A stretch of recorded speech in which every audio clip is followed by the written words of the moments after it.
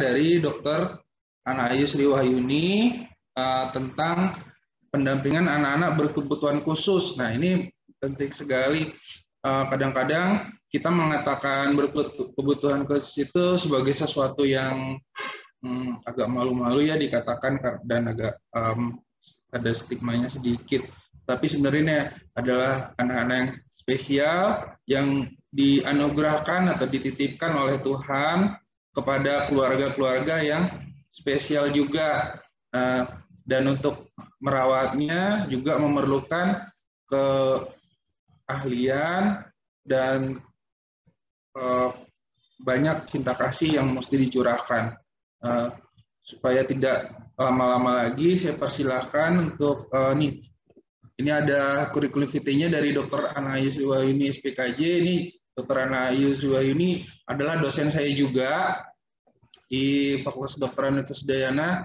Sewaktu saya mengambil PPDS Psikiatri. Jadi beliau itu lahir di Denpasar tanggal 19 Agustus 1964, kemudian menamatkan sekolahnya di Bali, S1-nya di FK Unut tahun 1990, kemudian tamat spesialis kedokteran jiwanya tahun 2005, dan beliau sudah doktor di FK Unut tahun 2019. Beliau memiliki 2 orang putra. Saya kenal anak-anaknya juga baik-baik sekali dan super.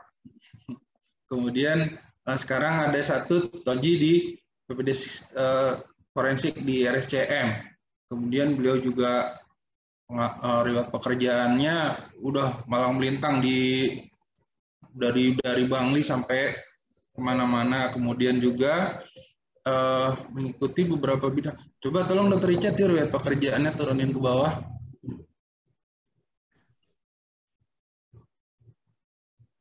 Di wakil ketua tim penanganan korban tindak kekerasan dan perempuan.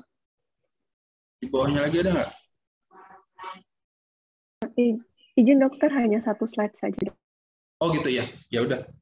Tapi memang beliau sangat aktif di berbagai organisasi, terutama organisasi sosial yang pernah saya juga ikuti. Jadi beliau sebagai wakil ketua tim penanganan korban tindak kekerasan perempuan dan anak di Rumah Sakit Sanglah dari tahun 2018 sampai sekarang. Kemudian juga di Komisi Perlindungan Anak, Ketua Yayasan Lentera Anak Bali, dan aktif di ID, kemudian di PDSKJ Bali, kemudian di PMI sampai sekarang.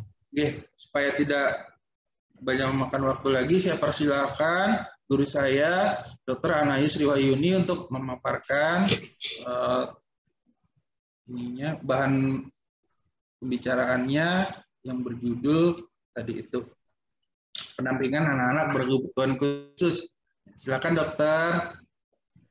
Terima kasih moderator Dr. Wisnu. Selamat siang Profesor, Doktor, teman sejawat, para peserta webinar dari bidang pendidikan, dari masyarakat umum yang mencintai bagaimana membangun keluarga dari sejak dalam kandungan. Jadi sebelum saya memulai, mungkin ada baiknya kita saksikan biar tidak ngantuk karena ini jamnya siang. Kita saksikan cuplikan acara Kick Andy berikut ini.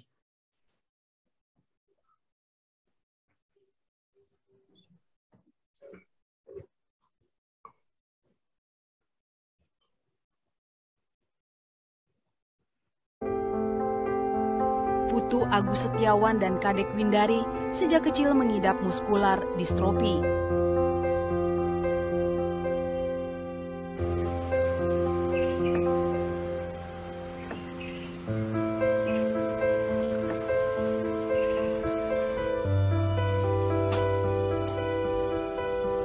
Tak hanya menjadi ibu, Komang juga menjadi seorang guru karena kedua anaknya tak mampu mengenyam pendidikan formal. Waktu umur 8 tahun ke atas itu, ibu bertekad biar anak ibu tidak dibodohi nanti sama orang-orang, biar tidak buta huruf gitu. Ibu ngajari sambil duduk di bawah tanah dengan media terbatas. Ibu mengajari anak ibu di tanah, pensilnya juga pakai pensil lidi dulu gitu. Syukur dia mau belajar. Sampai sekarang ya bisa dia membaca, menulis, walaupun ibu cuma tamat SD aja ibu, tapi ibu tetap berusaha biar anak ibu bisa belajar. Kalau bagi saya pribadi, ibu itu adalah guru bagi saya, ya, dulu pertama saya. Karena saya tidak pernah bersekolah, jadi dulu waktu kecil ibulah yang mengajari saya membaca dan menulis. Itu pun belajarnya hanya di tanah waktu itu, karena kami sangat miskin sehingga kami tidak memiliki uang untuk membeli buku atau alat-alat tulis. Jadi ibu mengajari saya membaca dan menulis itu di tanah.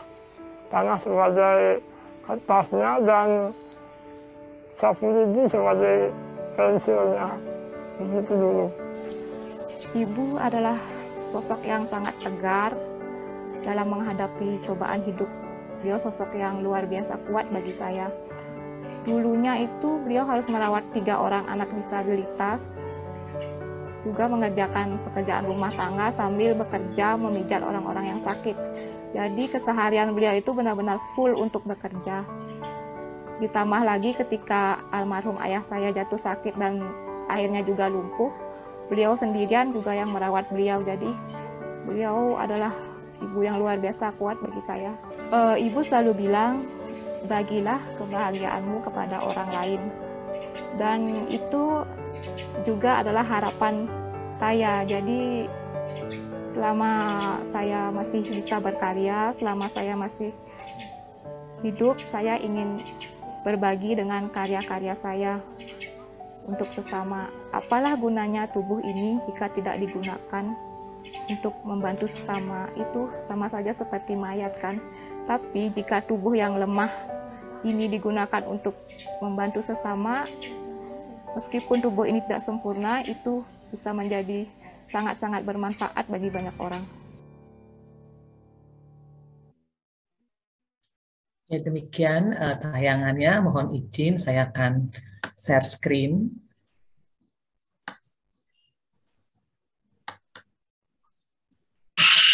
Apakah sudah terlihat ya?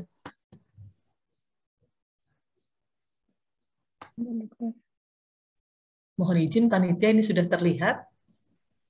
Sampun terlihat, Sudah. Ampun, dokter. Ya, terima kasih. Itulah salah satu bentuk bagaimana seorang ibu berjuang untuk mendampingi anak berkebutuhan khusus, agar salah satu pemicu untuk kita tidak menyerah ketika kita diberikan anak yang berkebutuhan khusus. Ya, seperti yang kita ketahui bersama ketika seseorang dewasa menikah, tentu yang diharapkan seperti ini adalah lahir seorang anak, putra ataupun putri yang sehat secara fisik. Dan tentu saja orang tua akan mulai melihat perkembangan dan pertumbuhan serta perilaku anak itu sejak lahir. Karena waktu dalam kandungan sudah diamati oleh dokter ahli kandungan tentunya. Tetapi apa yang terjadi ketika tidak sesuai perkembangan itu sesuai dengan harapan dari orang tua? Mungkin ada keterlambatan dalam perkembangan berjalan, berbicara, duduk, dan berespon terhadap lingkungan. Mulai ada pergejolakan di hati. Berbagai macam usaha pun dilakukan. Bahkan mulai mencari siapa yang bersalah, sampai menyatakan mungkin Tuhan tidak adil, dan lebih banyak mencari solusi instan, simsalabim, untuk mengatasi hambatan dalam perkembangan anak. Dan tentu saja akhirnya mulai mengabaikan saran atau solusi untuk mengoptimalkan pengasuhan dan pendidikan sesuai dengan kemampuan anak. Ini salah satu contoh seorang ibu tidak akan pernah menyerah untuk bagaimana anak seberapapun yang dititipkan untuk tetap diasuh, diberikan makan dan minum dan perlindungan dan serta kasih sayang. Nah, sebagai orang tua, anak adalah karunia Tuhan yang diharapkan kehadiran dalam keluarga. Membesarkan anak ini adalah sebuah tantangan. Karena sampai saat ini banyak sekali orang melahirkan anak atau membesarkan anak hanyalah sebuah simbol dari suatu perkawinan. Sehingga orang tua, ayah dan ibu itu harus berperan, ya. Seharusnya perannya seimbang, bukan semua diserahkan kepada seorang ibu. Karena ayah dan ibu itu seharusnya saling melengkapi keberadaannya untuk anak. Sehingga mereka dapat mengoptimalkan perkembangan fisik dan mental buat anak-anaknya. Orang tua tentu saja bekerja sama selaku tim dalam memikul tanggung jawab agar anak-anak tumbuh dan berkembang secara optimal.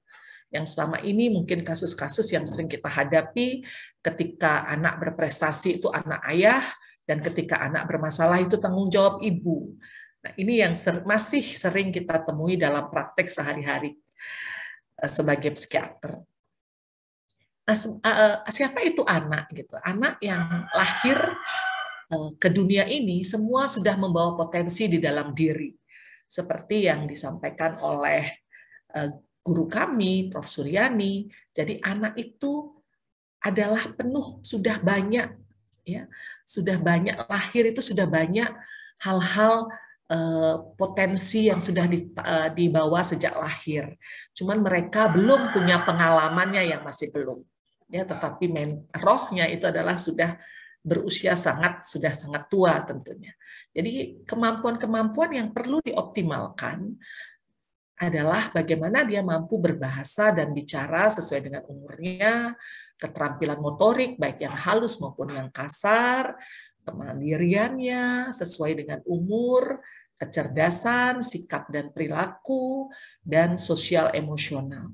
Saat ini banyak sekali orang tua yang menginginkan semua anaknya itu percepatan kalau bisa, ya. Jadi ada yang umur 2 tahun sudah dileskan, ya, ada umur 3 tahun sudah harus bisa membaca, ya, dan tanpa memperhatikan bahwa semua perkembangan yang sudah dipelajari oleh banyak ahli dan diberikan berkatnya dari Tuhan itu sudah mengikuti kematangan otaknya dan kemampuan secara fisik dan mental. Nah, apa sih anak yang disebut lambat berkembang dan apa sih anak berkebutuhan khusus? Ini perlu kita ketahui. Ya, beberapa anak memang tidak sama perkembangannya, baik itu berbicara, berjalan, maupun mulai berinteraksi sosial. Jadi kalau anak lambat berkembang itu biasanya hanya 1-2 aspek saja yang tidak sama dengan anak seumurnya. Atau sering kita dengar di masyarakat, kok sama kayak bapaknya dulu, dia baru bisa jalan umur 1,5 tahun. Itu masih kita sebut anak lambat berkembang. Jadi belum termasuk anak berkebutuhan khusus. Bagaimana dengan anak berkebutuhan khusus?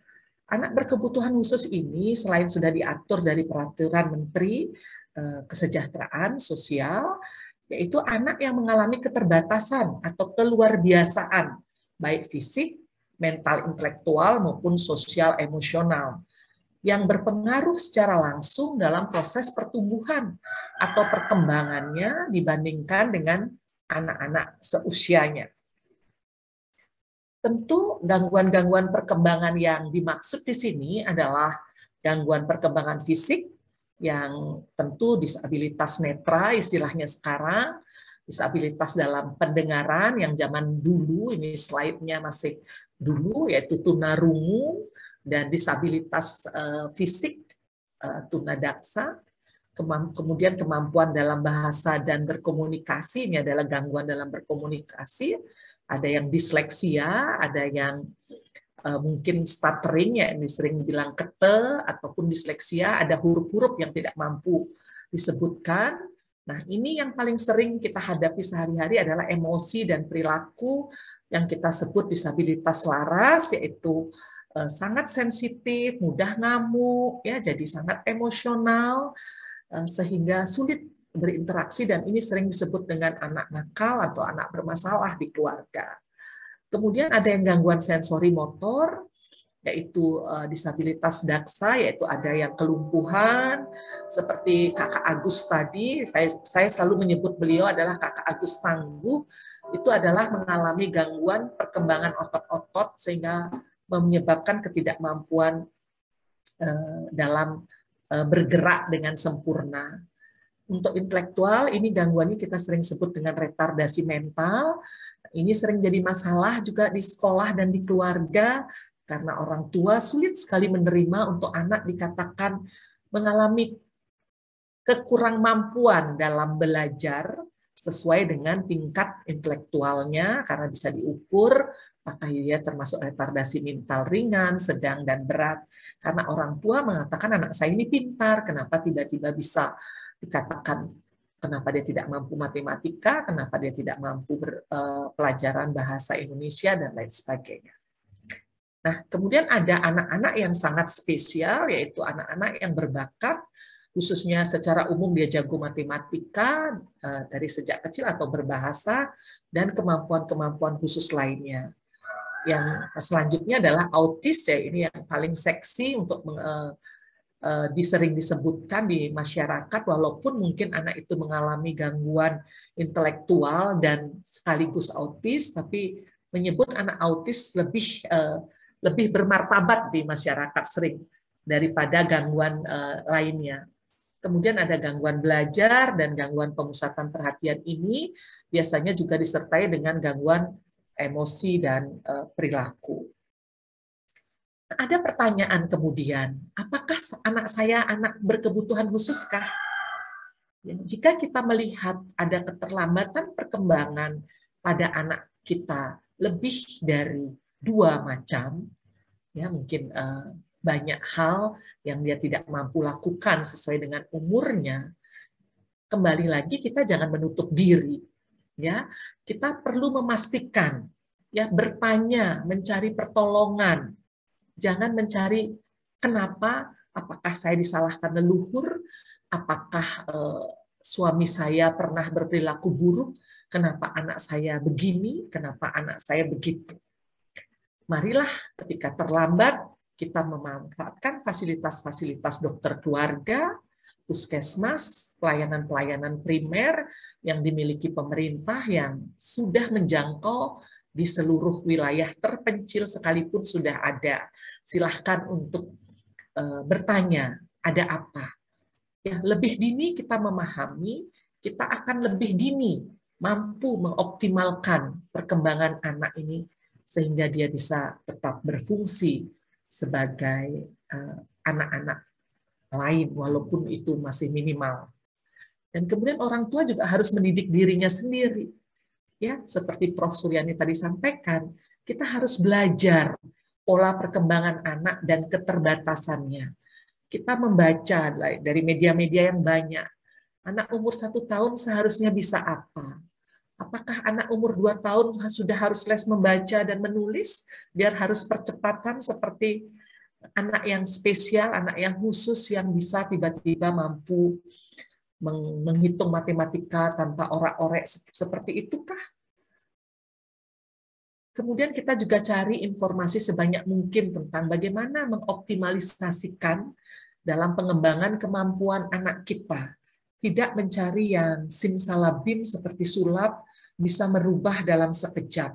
Dengan janji-janji, dengan membayar 100 juta anak Anda akan berubah. Ya, jangan sampai. Jadi kita tetap mencari informasi, apakah anak saya ABK atau hanya anak yang terlambat saja.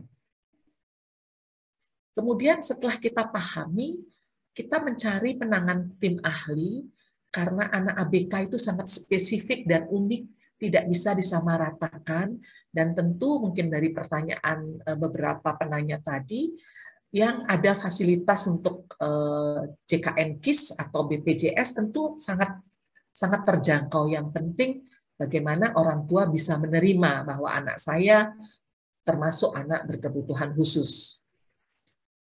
Tentu dari webinar pada siang ini mungkin yang dibutuhkan oleh orang tua, calon orang tua, atau Bapak Ibu peserta webinar untuk bisa diinformasikan kepada sahabat-sahabat, tetangga, bagaimana sih kita menjadi pendamping, ya, pendamping anak ABK. Seperti ibunya Agus tadi, itu perjuangannya bukan 1-2 hari berjuang seperti itu. Karena dari 4 anak beliau, 1 orang saja yang normal, jadi 1 orang juga meninggal, dan ayahnya juga meninggal dengan gangguan DNP, itu juga di usia yang dewasa. Jadi betapa luar biasanya Ibu Komang mendapat dukungan dari masyarakat sekitar yang dulu dibantu, sekarang beliau sudah bisa membantu dari hasil kerja kedua anaknya. Jadi itu bukan suatu perjuangan yang mudah untuk sampai di depannya Kick Andy tentunya. Jadi sebagai orang tua yang memiliki anak berkebutuhan khusus, tentu jadwal kegiatannya akan padat dengan banyak ritual-ritual khusus. Ya, jadi ada kontrol ke dokter, ada sesi terapi, kemudian kita melanjutkan terapi itu di rumah. Jadi kita seperti terlahir sebagai orang tua menjadi superwoman, superman gitu ya, harus punya tenaga ekstra, kesabaran, dan memiliki waktu khusus yang memang sudah kita bagi, sudah kita alokasikan. Seperti Bu Komang tadi, untuk kehidupan sebelum anak-anaknya menjadi besar, ibu itu jadi tukang pijat selain memang mendapatkan bantuan dari masyarakat di sekitar wilayah Buleleng saat ini mereka tinggal. Sebelumnya mereka bermigrasi dari Gianyar ke Singaraja. Nah, namun sebagai orang tua, kita jangan sampai lupa karena mempunyai anak berkebutuhan khusus sampai melupakan anak-anak kita yang lain. Atau jika anak pertamanya anak berkebutuhan khusus sampai tidak berani untuk melahirkan anak berikutnya.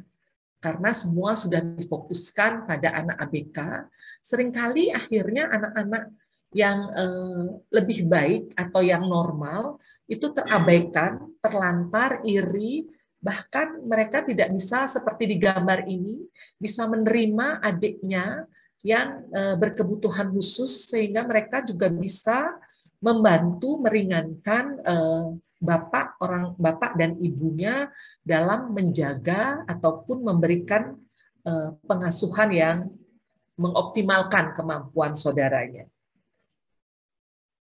Mengubah harapan tentang apa yang bisa dicapai oleh ABK adalah salah satu tips yang bisa Bapak Ibu praktekkan dalam pendampingan anak-anak berkebutuhan khusus. Bahwa setiap anak kita yang kita lahirkan itu adalah unik dan punya kecepatan perkembangan yang berbeda-beda. Apalagi anak berkebutuhan khusus. Lihatlah sisi-sisi positif anak tersebut. Tidak mungkin Tuhan tidak menitipkan keunikan dan kekhususan dari anak ini untuk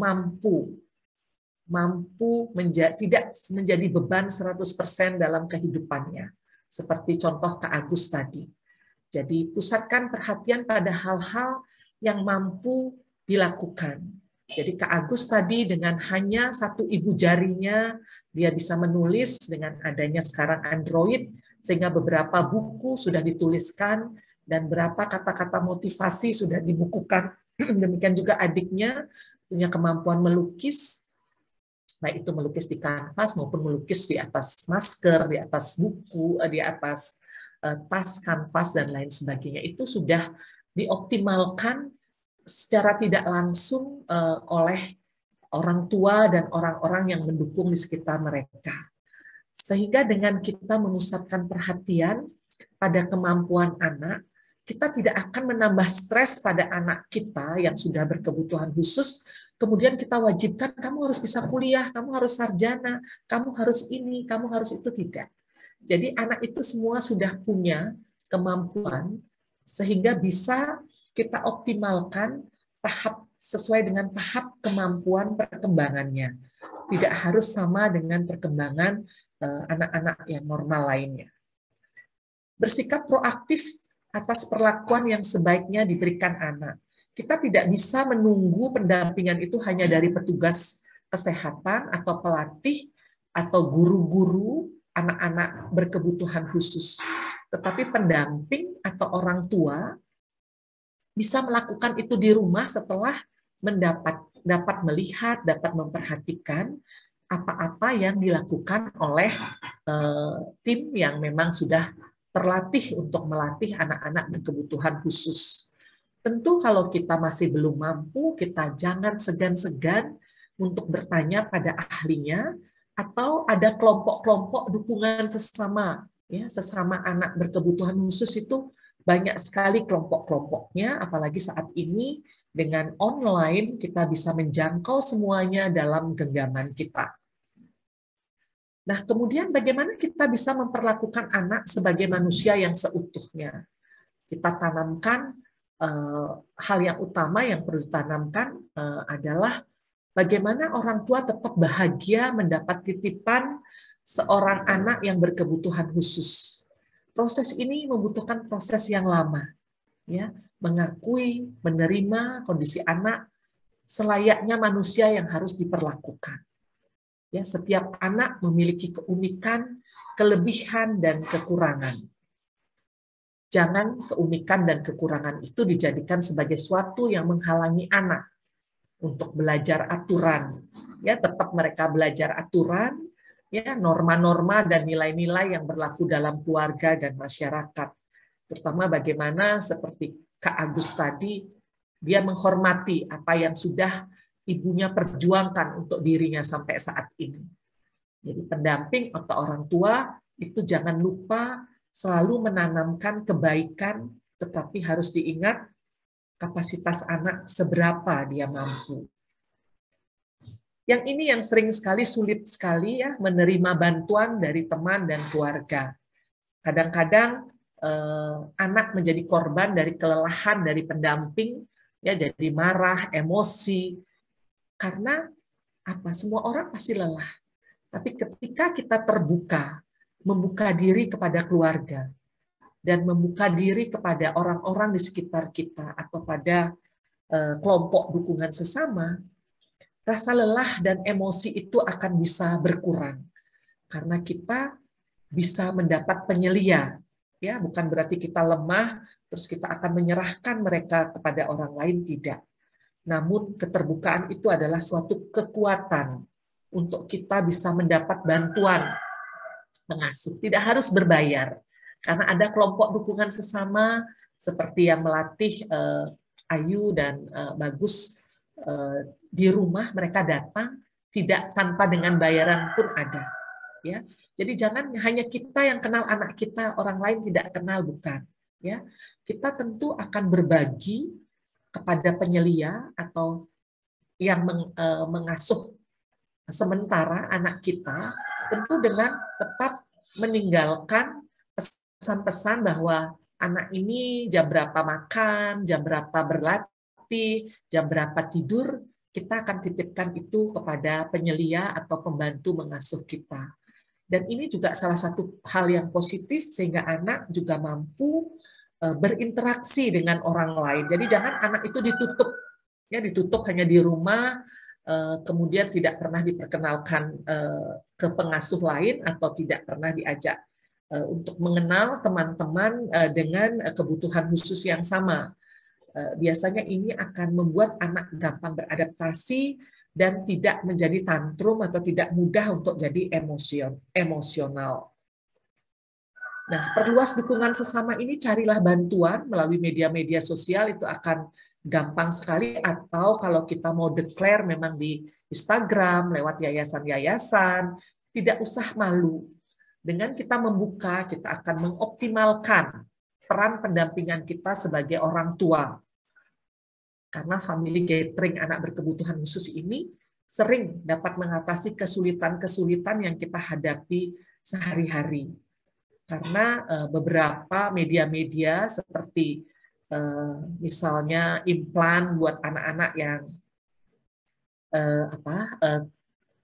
kurang dalam pendengarannya, beberapa mendengar, oh itu mahal, tidak ditanggung BPJS dan lain sebagainya. Pada saat family gathering kita akan bertemu, ternyata ada jalan keluarnya. Memang implan koklea namanya itu memang mahal, tetapi dengan adanya family gathering dan kita tahu di mana yayasan-yayasan yang membantu, akan terbuka jalan. Anak kita akan mendapat bantuan alat pendengaran sehingga meminimalkan pendampingan yang harus dilakukan oleh orang tua sepanjang hidup anak-anak kita tersebut. Nah, kemudian jangan pula kita memaksakan seperti yang saya sampaikan di awal, ketika anak tidak mampu di sekolah formal, ada sekolah-sekolah inklusif dan sekolah-sekolah khusus untuk anak ini untuk menjadi pendamping, ya, jadi penyelia di antara pendidikan di rumah juga pendidikan formal ada disiapkan oleh pemerintah. Kita jangan memaksakan anak kita bisa lulus SMP, bisa lulus SMA, padahal kemampuan intelektualnya sangat rendah. Akhirnya muncul di media bahwa ada anak lulusan SMP tapi tidak bisa baca tulis. Karena orang tua emosional mengatakan guru yang tidak mampu mengajar.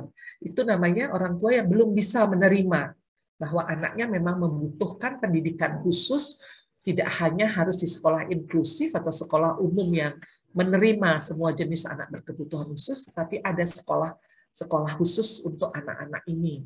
Ya, sebaiknya ahli yang menentukan anak ini sebaiknya sekolah di mana. Seperti di gambar, anak perempuan ini belajar mengetik dengan braille. Ya.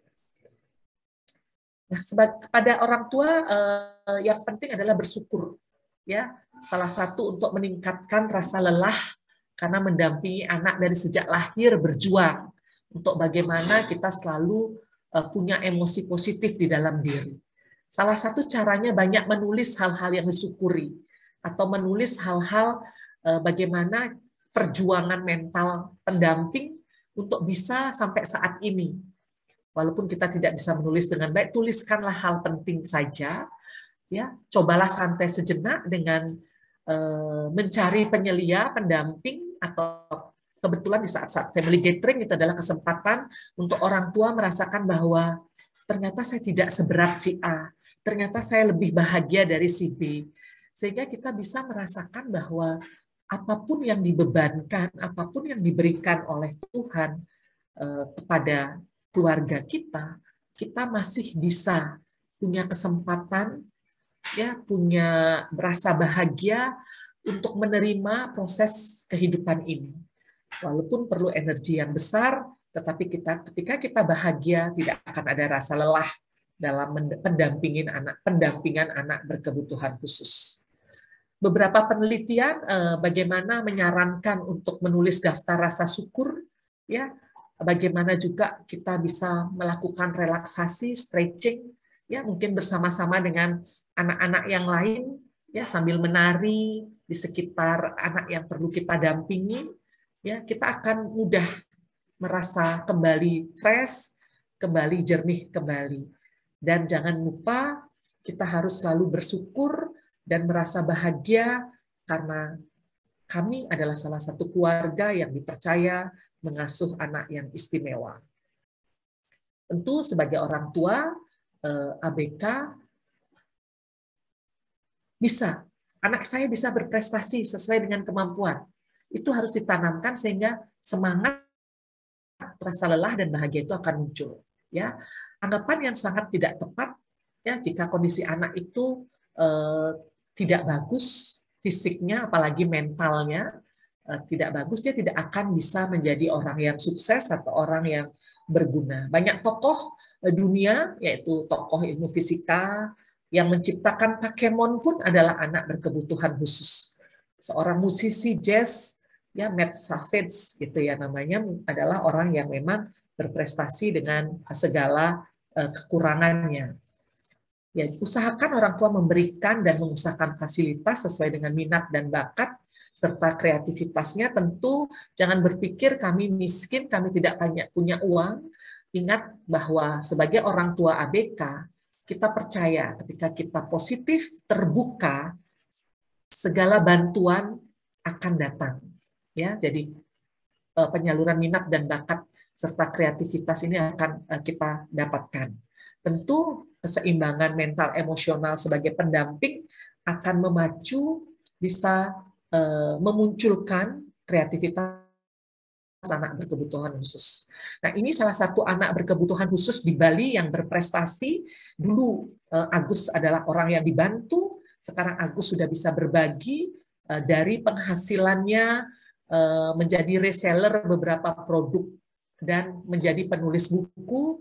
Kalau tidak salah sudah hampir 6 buku yang diterbitkan, dan sekarang sudah bisa membantu lansia di sekitar rumahnya dan membantu juga sesama penyandang disabilitas anak berkebutuhan khusus baik yang ada di Bali, ya. Jadi kalau memang ada yang berminat berteman dengan Agus, akan mengirimkan kata-kata motivasi buat kita semua bisa semangat menghadapi kehidupan ini apapun yang terjadi. Sebagai akhir kata, sebagai pendamping anak ABK adalah anak istimewa, perlu proses untuk dapat menerima, membuka diri, mencari bantuan, dan mengoptimalkan kemampuan anak. Keterbukaan orang tua, kerjasama dalam keluarga, dan kelompok dukungan sesama sangat diperlukan. Pendamping ABK jangan melupakan tugas mendampingi anak-anaknya yang lain. Jangan takut berkonsultasi untuk melahirkan anak lagi. Hidup ini perjuangan, ini moto dari Prof. Suryani yang selalu saya pegang. Hidup ini indah, apa yang tidak mungkin bisa menjadi mungkin jika Tuhan menghendaki. Anak berkebutuhan tangguh, lahir dari keluarga yang utuh dan tangguh. Terima kasih, semoga bermanfaat buat kita semua. Saya kembalikan kepada moderator.